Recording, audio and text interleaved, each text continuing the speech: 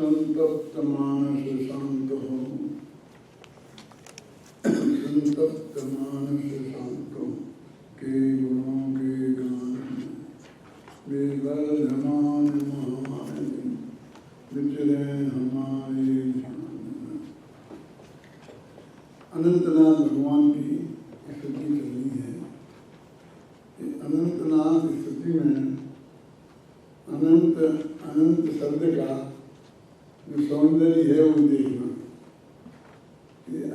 कई जगह अनंत अनंत शब्द आया है, लेकिन प्रत्येक संदर्भ में अलग अलग अर्थ है ना।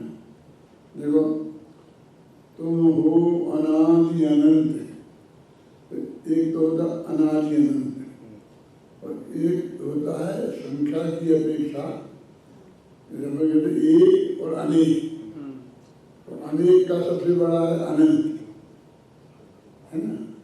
तो अखंड माने एक अखंड है और फिर अनंत भेद है, तो अखंड अनंत। इसके अलावा और कहाँ है ये आप बता सकते हैं कोई? अनंत अनंत गुण, अनंत अनंत गुण है। समय साल की 73वीं गाथा की एक की जो व्याख्या है आचार्य अमृतचंद्र ने की है, उसमें कहा मैं यह प्रत्यक्ष अनादि अनंत अक्षुण्ण अनंत, अनादि अनंत और अक्षुण्ण माने अखंड अनंत, ये शब्दों का प्रयोग हुआ है। कहाँ समझ में तो बोलो। अधिकार में जो है मैं एक हूँ, मैं शुद्ध हूँ, मैं ज्ञान दर्शन पूर्ण हूँ, ये जो ऐसा है ना, तो एक हूँ का जो अर्थ किया है अमृतचंद्राचार्य ने, उसमें इन शब्दों का प्रयोग है। अच्छा, अब ये 4 पंक्तियां हैं ना, तो इन्हें 2 पंक्ति बीच की छोड़ के और पहली और अंतिम पंक्ति पढ़ो।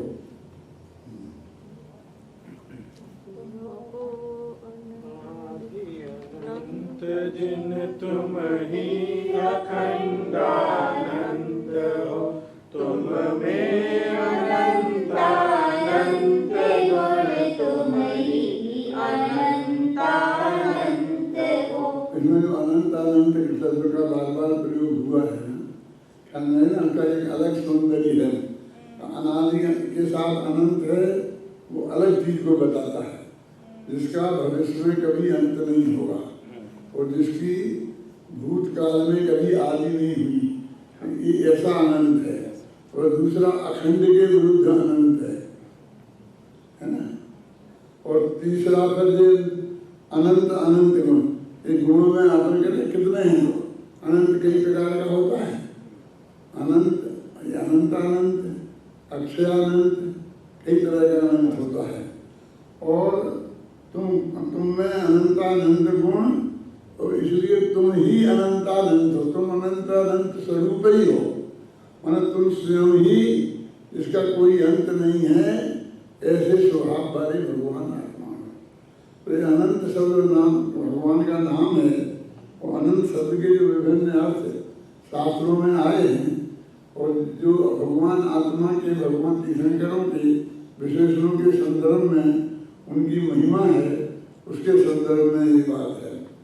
अभी और दूसरी बात जो आपको बताई थी कि तुम्हें वेद विरहित वेद विधि, वो 3 जगह आएगी।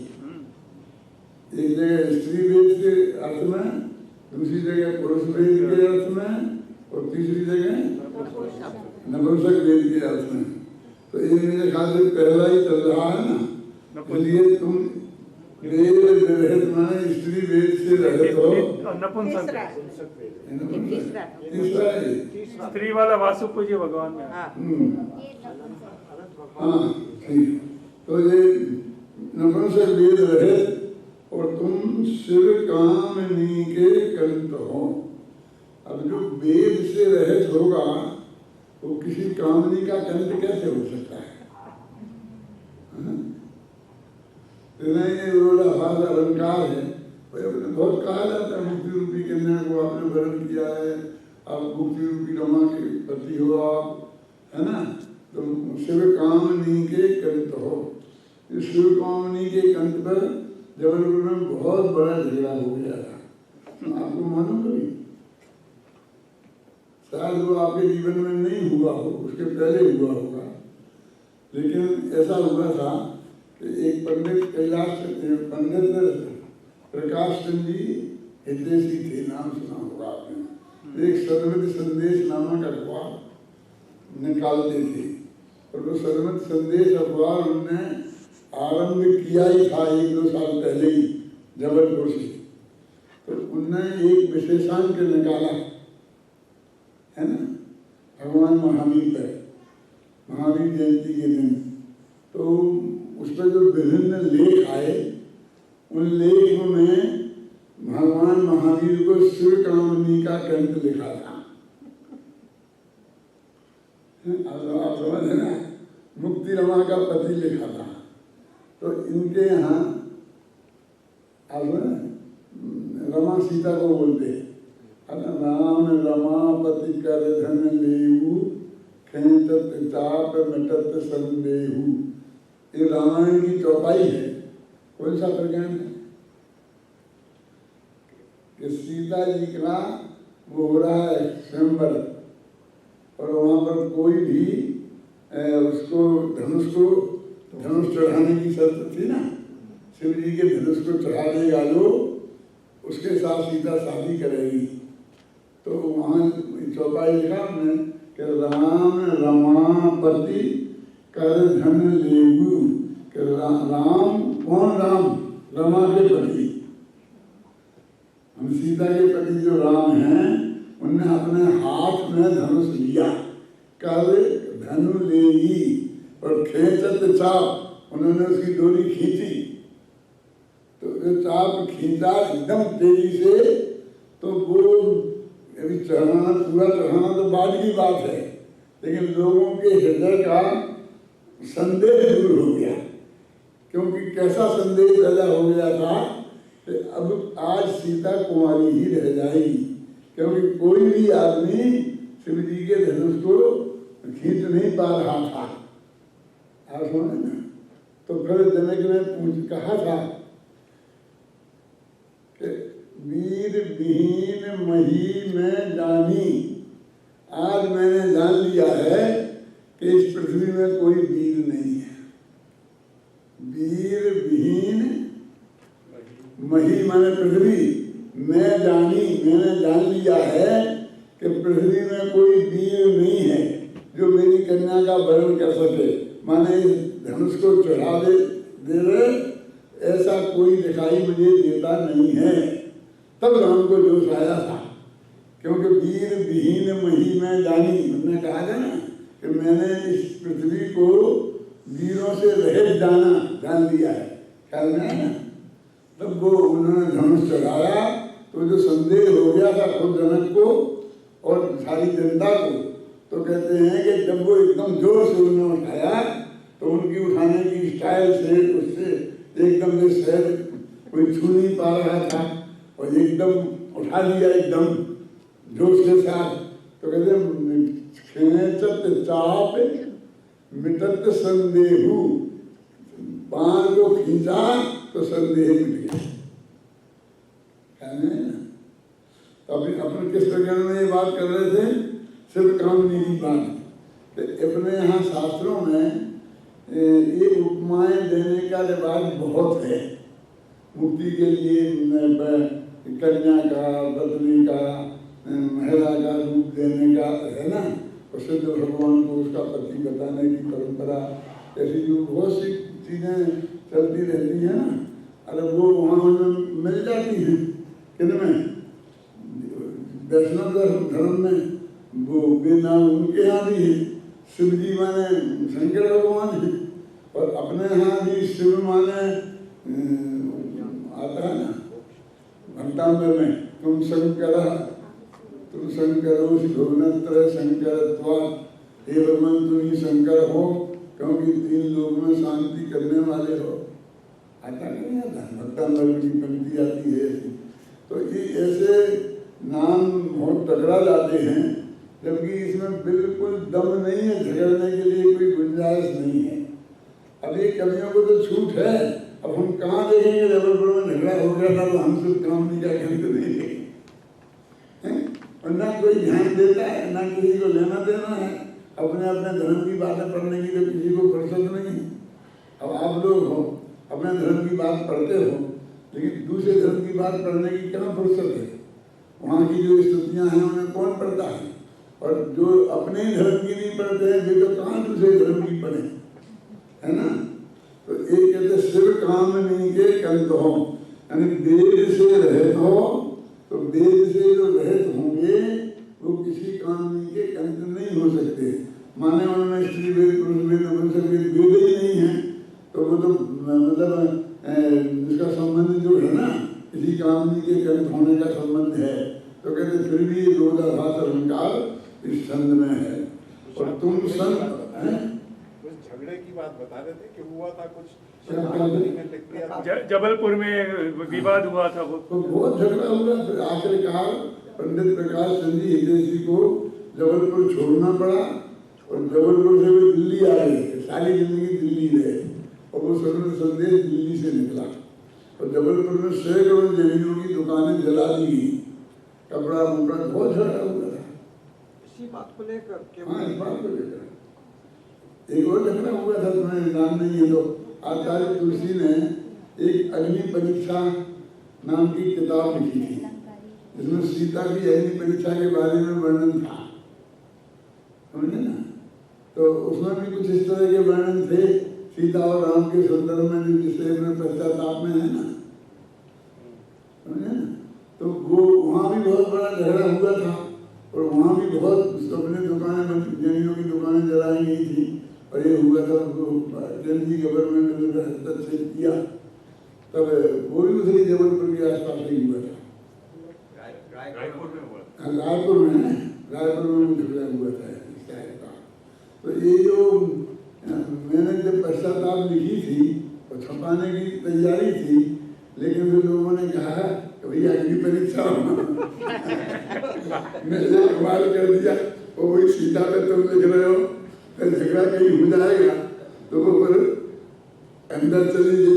फिर वो मतलब समझो मैंने 17 वर्ष की उम्र में लिखी थी और 71 वर्ष की उम्र में छपी, तैयार होती।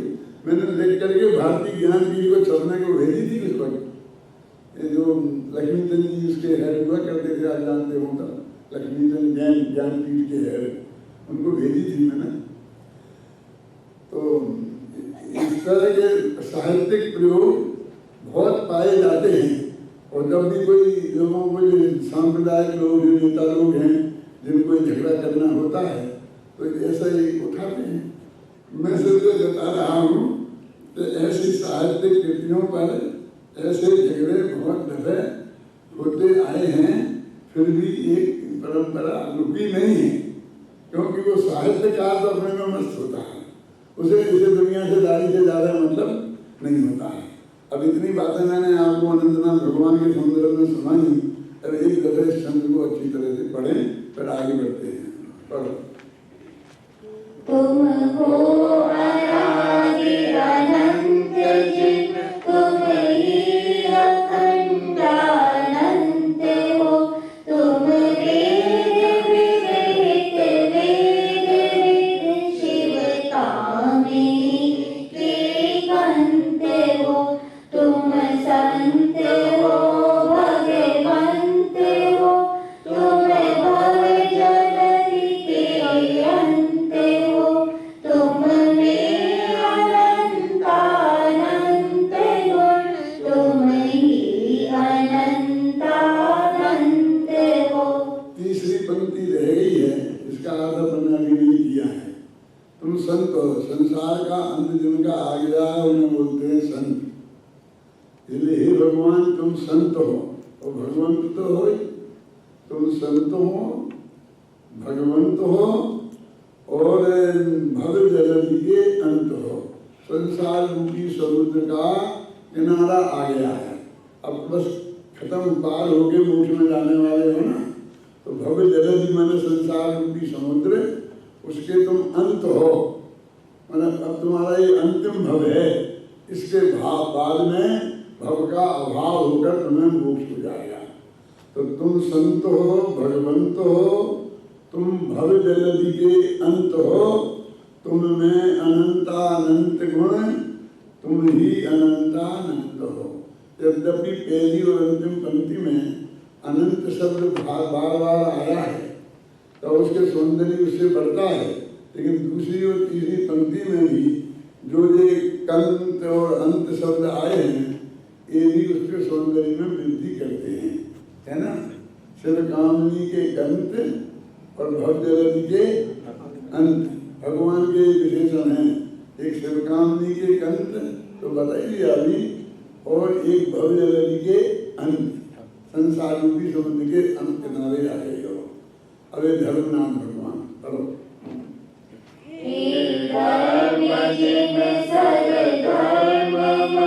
सतधर्म के आधार हो, भव भूमि का परित्याग कर, जिन भव जलधि के पार हो, आराधना आराध कर, आराधना के सारे हो, परमात्मा परमात्मा, तुम धर्म के अवतार हो। जैसे अनंत नाथ भगवान में अनंत शब्द उनके नाम में था, तो अनंत शब्द का के सामर्थ्य से अपन ने उसकी सौंदर्य की वृद्धि की थी। और धर्मनाथ भगवान के नाम में धर्म शब्द है, तो इसमें धर्म कोई कमाल जो उसमें अनंत का था वो इसमें धर्म शब्द के साथ में उसका बार बार रिपीटिशन अलग अलग अर्थों में आया है। देखो हे धर्म जिन, ये तो विशेषण है। हे धर्म जिन, हे जिनेन्द्र भगवान धर्मनाथ भगवान सब धर्ममय, तुम सच्चे धर्म स्वरूप हो और सब धर्म के आधार हो। जगत में जो सब धर्म आया है उसका के एकमात्र आधार तुम हो, माने तुम्हारी दिव्य ध्वनि के माध्यम से उस सब धर्म का प्रचार हुआ है। भव्य भूमि, अभी ये जो परिग्रह खत्म हो गए, अंतरंग परिग्रह खत्म हो गए। अनंतनाथ भगवान 14 भगवान थे ना, तो अंतरंग परिग्रह 14 होते हैं, तो अंतरंग परिग्रह खत्म हो गए। तो बहिरंग परिग्रह में सबसे पहले क्या है, भूमि और भवन, समझ गए ना। भूमि मान जमीन खेत वगैरह होते हैं ना, और अपना मकान, तो ये दो भूमि और घर। तो कहते हैं इसमें उन्हें भूमि की बात कर रहे हैं। भव्य भूमि का परित्याग कर, कि भव्य भूमि ये संसार की जो जमीन है इसका तुमने परित्याग कर दिया और भव जलधि के पार हो। ये भव जलधि, भव माने होता है संसार। संसार का मतलब ये संसार में घूमता हुआ अनंत सुख प्राप्त करता है। संसार के शब्द के साथ में बहुत गड़बड़ है। मैंने संसार भावना लिखी है ना, और लोक भावना। अब एक तो लोक भावना है और एक संसार भावना है। लोग लोक का अर्थ संसार करते हैं, लोक माने विश्व और विश्व माने संसार, बोलते हैं सारे संसार में जाकर देख लो। तो ये संसार का अर्थ यहाँ पर वो नहीं है क्या। तो संसार क्या है, इस जीव का चतुर्गति में परिभ्रमण दुख भोगते हुए, इसका नाम संसार है। तो ये कहते हैं, उसमें मैंने लिखा है कि संसार में तुम है नहीं, संसार तेरे भाव में। क्या है लिखा, में लगा ये कुछ 12 भावना में लिखा था जो हो गई है मेरी में, है? संसार में तू है नहीं, संसार तेरे भाव में। तू संसार में नहीं है, संसार तो दुनिया इसे बोलते ना, इस संसार तेरे भावों में है, तेरे भाव में जो मोह राग द्वेष भाव है ना, इनका नाम संसार है। संसार भावना में नहीं, अभी जो है उसमें भी लिखा है कि संसार भाव है क्या है कि ये जो हमारे चतुर्गति के परिभ्रमण और चतुर्गति के परिभ्रमण होने के कारण रूप जो भाव, इन सब का नाम वास्तव में संसार है ना? पर्याय में संसार है, क्या पढ़ रहे निकाला है तुमने? संसार भावना तीसरी भावना है, होगी कुछ ना मिले जवाब। ये जो मैंने पंक्तियां बोली हैं वे नहीं भी होंगी। इसके पास है। हाँ, बोलो पढ़ो। संसार भावना ध्यान से सुनना।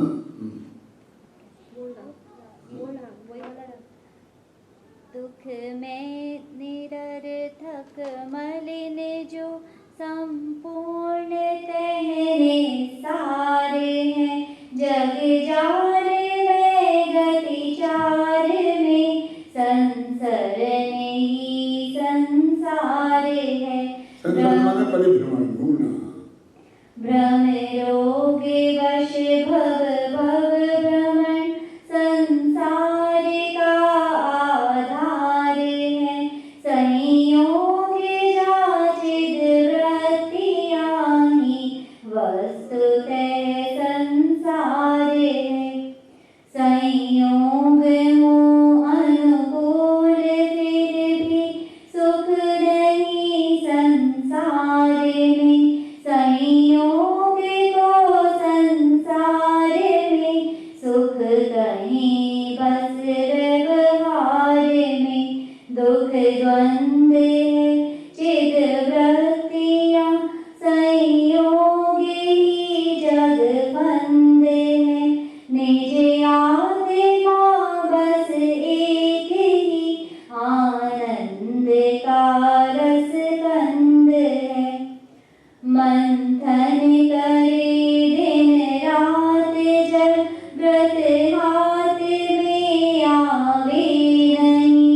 रज रीत पेले रात दिन पर तेल जो पावे नहीं। सद्भाग्य बिन जो संपदा मिलती नहीं व्यापार में। निज आत्मा के बाण बिन त्यों सुख नहीं संसार में। हाँ, और एक बोले चार पंक्तियां और चार। बोलो, बोलो, बोलो। संसार है पर्याय में निज आत्मा ध्रुव धाम है। संसार संकट में परंतु आत्मा सुख धाम है। सुख धाम से जो विमुख वह पर्याय ही संसार है। वह पर्याय ही संसार है। वह पर्याय ही संसार है। ध्रुव धाम की आराधना आराधना का सार है। संसार लोक का नाम नहीं है, दुनिया का नाम नहीं है। आत्मा में उत्पन्न होने वाले पूरे द्वास के विकारी परिणाम हैं और उनसे होने वाला जो तात्पर्य परिभ्रमण है और जो संसार के दुख है, इन सब का मिला के नाम संसार है। इस संसार भावना में तीसरे छंद में आत्मा में जो है ना कैसे सुख नहीं है, किस प्रकार नहीं है, आत्मा के भान में क्यों सुख नहीं संसार में ना। आत्मा का ज्ञान नहीं हो तो संसार में सुख की प्राप्ति नहीं होती है, कैसे? तो उसके लिए तीन उपमाएं दी हैं। कौन कौन सी बोलो? तीन उपमाएं दी हैं। चंद्र देखो कोई दिक्कत नहीं है, मैं बता रहा हूँ तीसरे छंद में। तो वो व्रत का है। हाँ? व्रत हाथ में मंथन करे दिन रात जब। मंथन करे दिन रात जब व्रत हाथ में आवे। हाँ, अभी रजलेत पेले रात दिन। इसका अर्थ बताओ ना।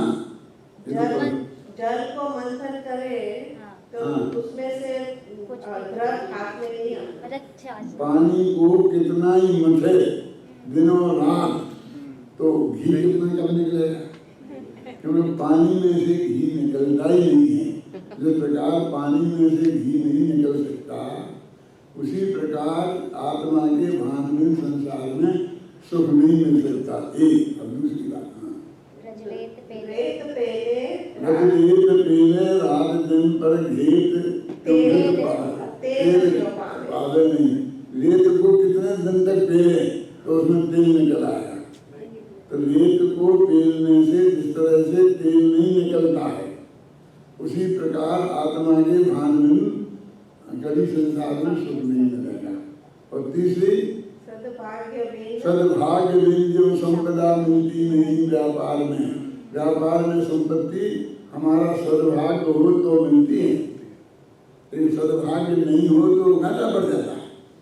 सद्भाग्य जो संपदा मिलती नहीं व्यापार में, क्यों आत्मा के भान में सुख नहीं संसार में। अब पढ़ो छंद को अच्छी तरह, ये सबके ख्याल में वो बात आ गई। 3 उपमाएं हैं, बाद में चौथी बात धर्म की वो मंथन करे दिन रात जब व्रत हाथ में आवे नहीं। रजरेत पेले रात दिन पर तेल जो पावे नहीं। सद्भाग्य बिन जो संपदा मिलती नहीं व्यापार में। निज आत्मा के भान बिन त्यों सुख नहीं संसार में।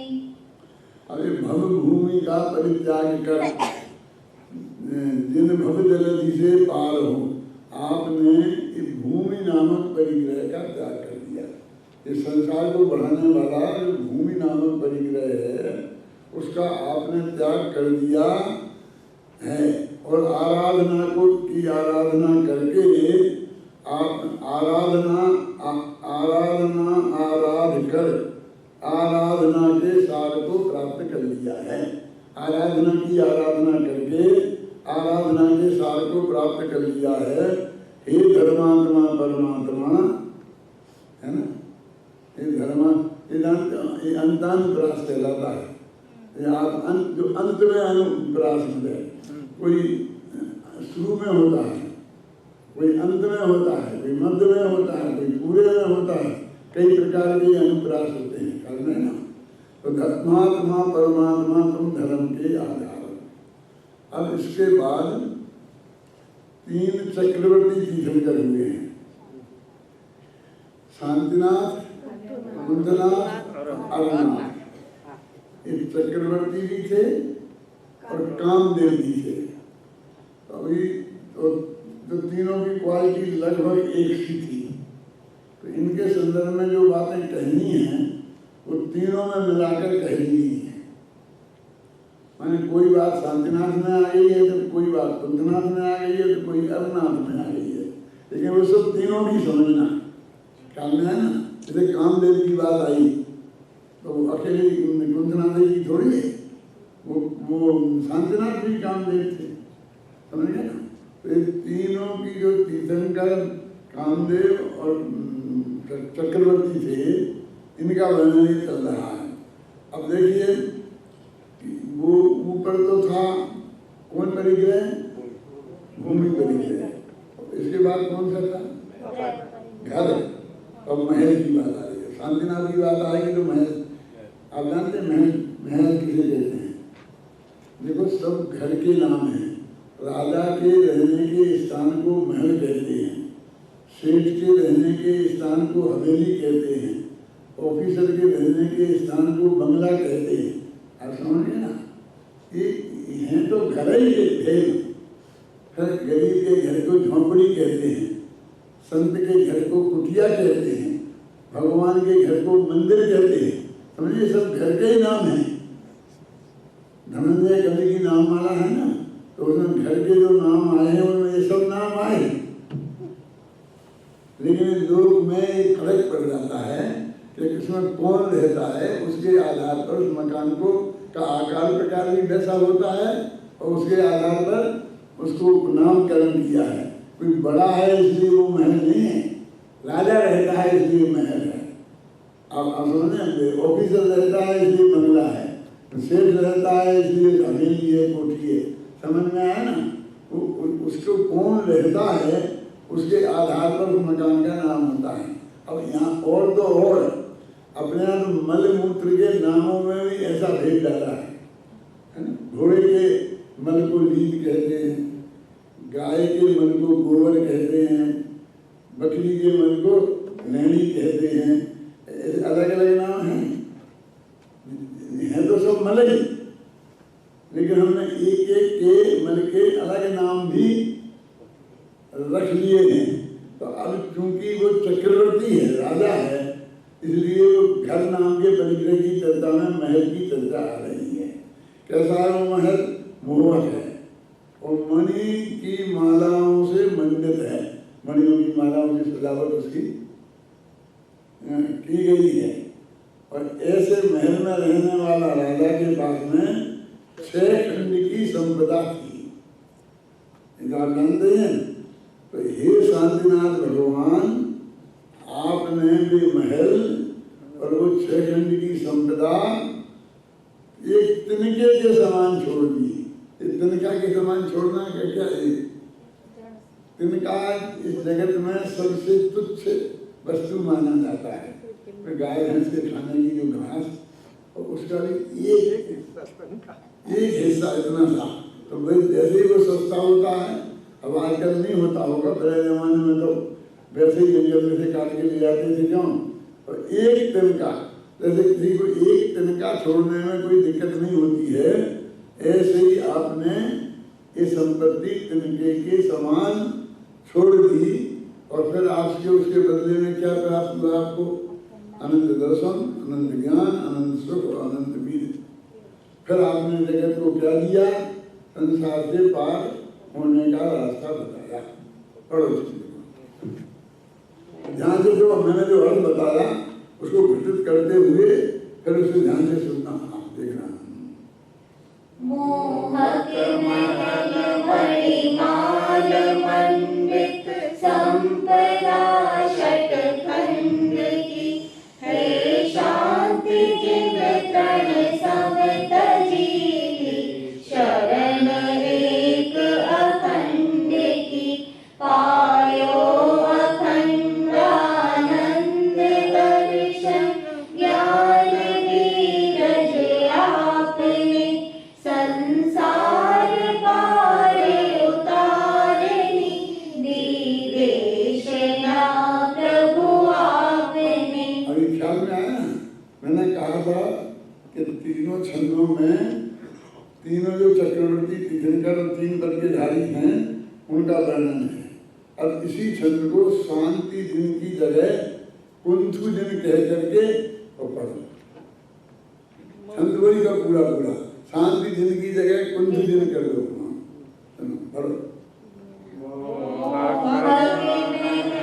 मणिमाल मंडित संपदा षटखंड की, हे कुंथु जिन तृण सब तजीली, शरण एक अखंड की, पायो अखंड आनंद दर्शन, ज्ञान नीरज आपने, संसार पारे उतारनी, दी देशना प्रभु आपने। कोई दिक्कत तो नहीं आई? क्यों? एक भी विशेषण शांतिनाथ भगवान की स्तुति करते समय ऐसा नहीं दिया था जो शांतिनाथ की पर्सनल बात हो। वो तीनों चक्रवर्तियों की और कामदेव की इनकी जो बात थी वही बात कही गई थी। इसलिए हमने आसानी से शांति दिन के बाद में कुंथजन कर दिया तो चल गया। ये भक्तामण ने बताया था ना, प्रथमम दिनेन्द्रम तुम द्वितीयम दिनेन्द्रम कर दो तो अजितनाथ की हो जाएगी, अंतिम दिनेन्द्रम कर दो तो महावीर की हो जाएगी। क्योंकि उनने कोई ऐसी बातें ही नहीं की। उन्होंने कही ना कि भाई तुम्हारी माँ इतनी महान थी, जैसे सूर्य को पैदा करने वाली पूरब दिशा होती है, ऐसी तुम्हारी माँ थी। यदि वो साथ में लिख देते तुम्हारी माँ मर देगी तो काम खत्म था। अब तुम्हारी माँ तो माँ भी कह सकते हैं, उसके किसी से भी कह सकते हैं ना। माने उसको कॉमन रखना, समझे ना, उसका व्यक्तिकरण नहीं होने देना, और कॉमन भी उन्हीं में जाए जिनमें हम ले जाना चाहते हैं। इसलिए अब अर्जुन लगा करके भी इसे पढ़ सकते हो, ऐसे ही समय खराब नहीं करे ना। अब तो ख्याल में तो आ गए ना, कुंत जिनका अपन ने पढ़ा तो अर्जुन लगा करके भी पढ़ेंगे तो कोई अर्थ उसके साथ भी बैठ जाएगा। क्योंकि इसमें ये बताया जा रहा है कि भी तुमने 6 खंड की विभूति तिनके के समान छोड़ दी, क्या छोड़ दी, क्या मिला तुम्हें? दुनिया में कोई चीज कोई छोड़ता है तो कुछ पाता है तब छोड़ता है ना। प्रधानमंत्री बनने का नंबर आ जाता है तो मुख्यमंत्री पद से इस्तीफा दे देता है। जब तक प्रधानमंत्री बनने में 1% भी शंका रही मोदी को, तब तक गुजरात के मुख्यमंत्री पद से इस्तीफा नहीं दिया, और बन जाने के बाद 2 महीने तक नहीं दिया। क्यों? कि डर लगा रहा ना, मालूम कब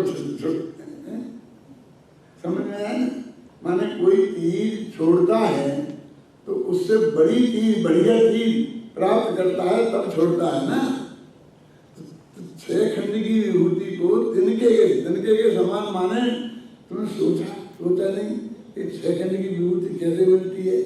अपन कहते करोड़ों रुपया हमने कमाया, तो तुमने ऐसे कर दिया, देखिए पैसा कैसे कमाया जाता है इसका विचार नहीं किया। तुमने भी कमाए तो कितने पापड़ बेले हैं उसको याद नहीं किया। क्यों? 6 खंड की विभूति चाहे इसको ऐसे मिल जाएगी, और तुमने तिनके के समान छोड़ दी तो गए कहाँ? तुमने ये नौकरी छोड़ दी कलेक्टर की, तो कौन सी नौकरी करी? तो शरण एक अखंड की, उन्होंने एक अखंड आत्मा की शरण ली, अनंत आत्मा की नहीं, अखंडानंत। तो अखंड भगवान आत्मा की शरण में जाने से हमें मुक्ति की प्राप्ति होती है। तो हे भगवान, तुमने 6 खंड की संपदा तिनके के समान छोड़ी तो तुमने क्या प्राप्त किया?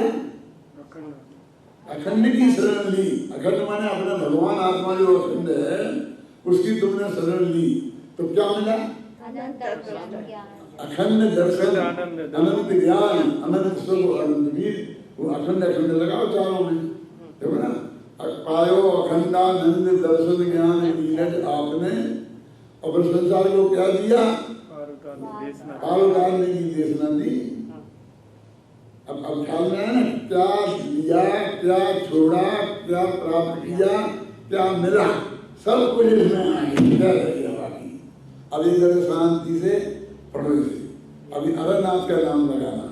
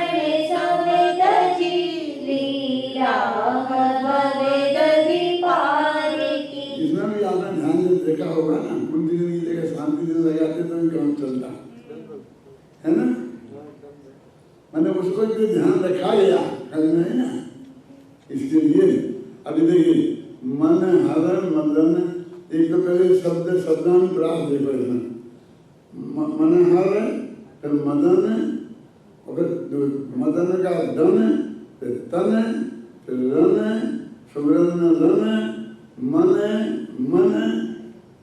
अंत अक्षरों का और न अंत वाले शब्दों का किस तरह का प्रयोग है ना।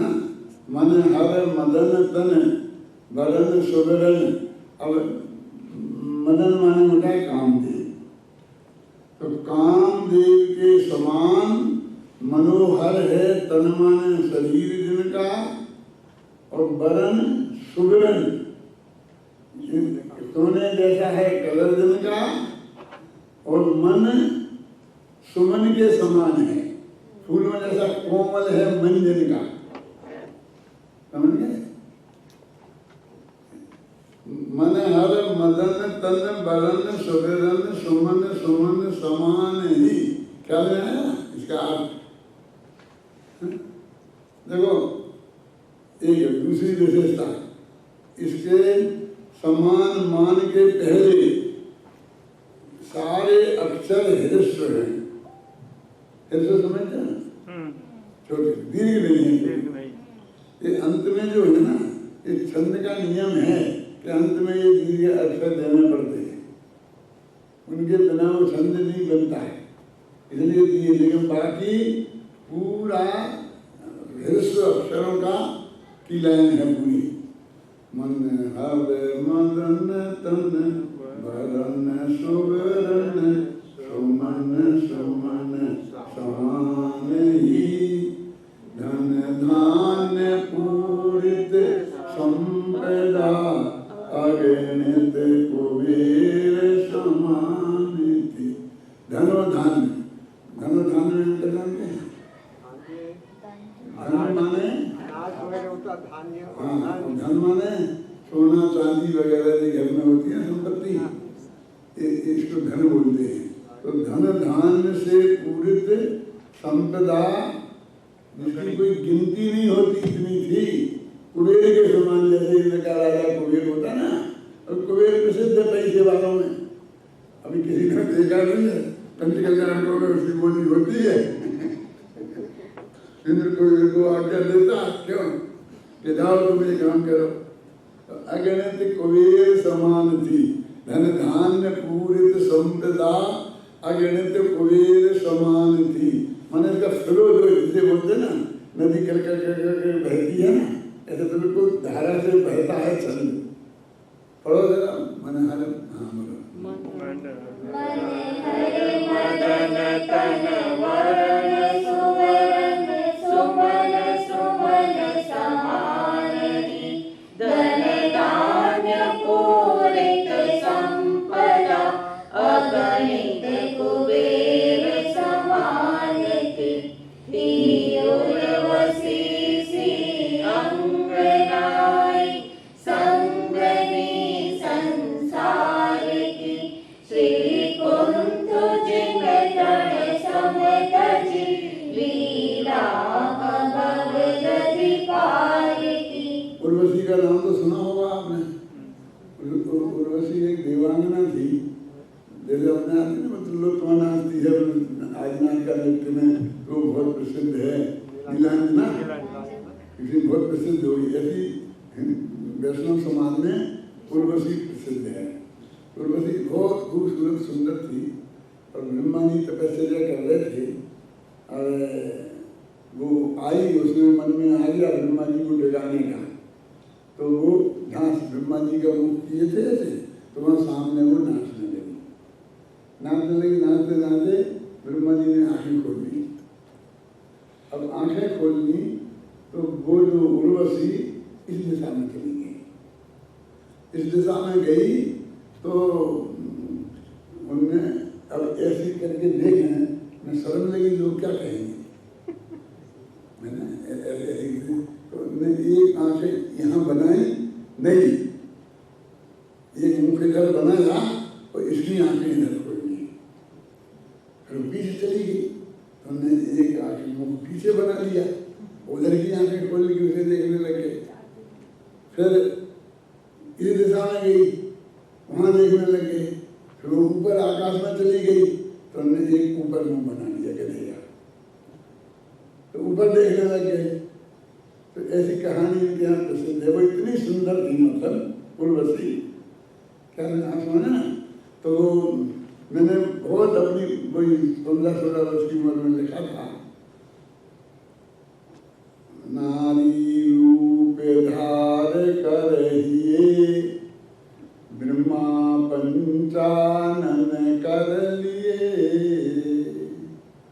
विष्णु लक्ष्मी के आदि शंकर हिम कन्या लव लीन, जीतनहारे नारी के प्रभु आप ही एक। भगवान महावीर की स्तुति लिखी थी, समझ में आया कि नारी का रूप देखकर ब्रह्मा ने 5 मुंह बना लिए, मतलब वे हार गए। और लक्ष्मी, विष्णु लक्ष्मी जी के आदि में वो साथ में ये बोलते हैं। शंकर हिमकन्या लवनीन, और शंकर हिमकन्या माने, हिम माने हिमालय, हिमालय पर्वत, और पर्वत की बेटी पार्वती, हिमकन्या माने पार्वती। वे पार्वती को अर्धांगिनी बनाया गया, आधे अंगों में समाहित कर दिया है। अपन तो अर्धांगिनी कहते हैं ना, लेकिन उन्होंने आधा अंग शंकर भगवान का और आधा अंग पार्वती जी का ऐसा बना लिया था। तो तीनों घटनाएं मैंने वो लिखी मुझ पर। उस जमाने में झगड़ा हो सकता था इन बातों पर, लेकिन मैंने बोला ना कभी कभी इनको कुछ नहीं देखता है। क्या नारी रूप धार करहिए ब्रह्मा पंचानन कर लिए, लक्ष्मी विष्णु लक्ष्मी के आदि शंकर हिमकम म्यालवली, जीतनहारे नारी के प्रभु आप ही आयो तेरी शरण में तुम्हारी यही तुम्हारी टेक, ऐसा लिखा है उस पर। तो ये उर्वशी है। वो आपने बिहारी कवि की कविताएं पढ़ी हो तो उन्होंने याद है, तू मोहन के उर्वशी है उर्वशी समान। तो कहते हे राधा, राधा से कह रहे हैं कि हे राधा, तू मोहन माने श्री कृष्ण के हृदय में बस गई। उर्वशी, समझे ना, तू मोहन के उर्वशी, मोहन के उर में बस गई। क्यों? क्योंकि है उर्वशी समान, तुम उर्वशी के समान। हे उर्वशी के समान राधा, तुम मोहन के उर में बस गई है। तो वहां भी इसकी उपमा दी जाती है। मेरे कहने में का मतलब ये है कि उर्वशी प्रसिद्ध देवांगना है जो साहित्य के क्षेत्र में अपना बहुत बड़ा महत्वपूर्ण स्थान रखती है। दूसरा नाम है थी उर्वशी सी अंगनाएं संगिनी संसार की। अंगनाएं माने पत्नियां, उनकी उर्वशी के समान 96,000 पत्नियां थी, हर चक्रवर्ती थी उर्वशी सी अंगनाएं, लेकिन वो संगिनी संसार की, संसार की साथी थी, मोक्ष में साथ देने वाली नहीं थी। उर्वशी सी अंगनाएं संगिनी संसार की, श्री कुंत जिन तृण सम तजी, आपने उनको तृण के समान छोड़ दिया। तृण सम तजी ऊपर चला रहा, शांतिनाथ में नहीं था, कुंतनाथ में भी आ गया ना। वहां क्या छोड़ा था? 6 खंड की विभूति तृण सम, और यहाँ ये उर्वशी सी अंगनाएं और कुरेशी संपदा, ये सब तृण के समान तजी। ली राह भव्य नदी पार की, और संसार समुद्र के उस पार जाने का रास्ता अपना दिया है। पढ़ो पूरा छंद करे शांति से, तो वो उसमें ध्यान दिया करे। अभी दे लो जितना ध्यान, जिंदगी भर याद रहेगा, और नहीं दिया तो बस गया। मन हरि मदन तन वरण सुमरन, सुमन सुमन समान ही, धन धान्य पूरित संपदा कुबेर समान की तियोरे बसीसी अंगनाई संगनी संसार की श्री कुंत जिने तृण समेत जीवी राम भवे गति पार की। इसमें भी शांति नाम लगा सकते हो, नाम लगा सकते हो, तीन छंद बना सकते हो। अब अगला छंद पढ़ो। चक्रधर जग जीत कर षटखंड को निज वश किया कल्याण मानित नित्य एक अखंड तुम्हें अपना लिया हे ज्ञान धन अरे नाथ जिन धन धान को ठुकरा दिया विज्ञान घन आनंद घन निज आत्मा को पा लिया। अरे तीन चक्रवर्तियों के तो पूरे करने ही हैं, समय हो गया मुझे मालूम है, लेकिन इसको तो छंद को पूरा करा शांति से। हे चक्रधर, अब उन्होंने चक्रवर्ती हो ये नाम लिया। हे चक्रधर मान हे चक्रवर्ती, तुमने जग जीत कर सारी दुनिया को जीता, छह खंड को जीता ना, जग जीत कर सचखंड को निज वश किया। तीनों पे घटित हो जाएगा, तीनों ने छह खंड को जीत कर अपने बस में कर लिया था। पर लेकिन भाई साहब जब छह खंड को बस में कर लिया था तो छह खंड को ही अपनाना चाहिए था ना, उसे बस में उसे किया छोड़ दिया। और पर आत्मा निज नित्य एक अखंड तुम अपना लिया, लेकिन छह खंड को बस में किया और अखंड आत्मा को अपना। वो खंड है ना, छह खंड के विरुद्ध अखंड आत्मा खड़ा किया, समझे ना, अखंड आत्मा को अपना लिया। इसलिए मैंने कहा अनंत के विरुद्ध अखंड, तो ये अखंड शब्द बार बार यहाँ आ रहा है, इसलिए मैं कह रहा हूँ अखंड आत्मा वो एक के अर्थ में जो होता है जो अभेद उससे रहे, अखंड आत्मा को तुमने अपना लिया है। हे ज्ञान धन, हे ज्ञान धन, ज्ञान ही है धन जिनका। ऐसे हे भगवान ज्ञान धन नहीं है, घबराना नहीं। मैं कह रहा हूँ ना, नीचे विज्ञान धन अलग है ना, इसलिए ये तो हमको छपाने में मुश्किल होती है इस वक्त, वे घन छाप देते हैं क्योंकि वो विज्ञान घन की आदत ज्यादा है समय साल के पाठकों को। हे ज्ञान धन अरनाथ जिन धन धान्य को ठुकरा दिया, ये धन धान्य नामक परिग्रह है ना, तो उसको ठुकराया है, इसलिए उसकी चर्चा यहाँ पर की। और तुम विज्ञान के घन पिंड, ये घन माने आप जानते हो, एक होता है फुट, फिर एक होता है वर्ग फुट और एक होता है घन फुट। अब घन फुट का मतलब क्या? ठोस, मानो 1 फुट लंबा, 1 फुट चौड़ा और 1 फुट गहरा और ठोस, बीच में पोला नहीं, तो उसको घन बोलते हैं ना। तो ज्ञान के तुम घन पिंड हो, समय साल होता है विज्ञान घन, ये विज्ञान घन और आनंद के लिए घन पिंड हो तुम, ज्ञान के घन पिंड हो, आनंद के घन पिंड हो, ऐसे आत्मा को तुमने अपना लिया है।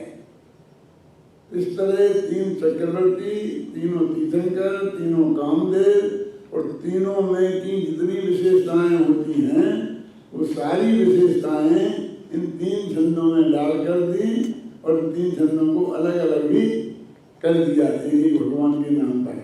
कन्या शांति जन, कुंज जन और नाम जन, एक ग्रुप है, एक ग्रुप है 3 छंदों का, इसलिए अपन ने याद किया। अब कितने हो गए अपने? 18 हो गए, अब 6 रह गए। कितने दिन है? 2 6 दिन में 2 ही घूम में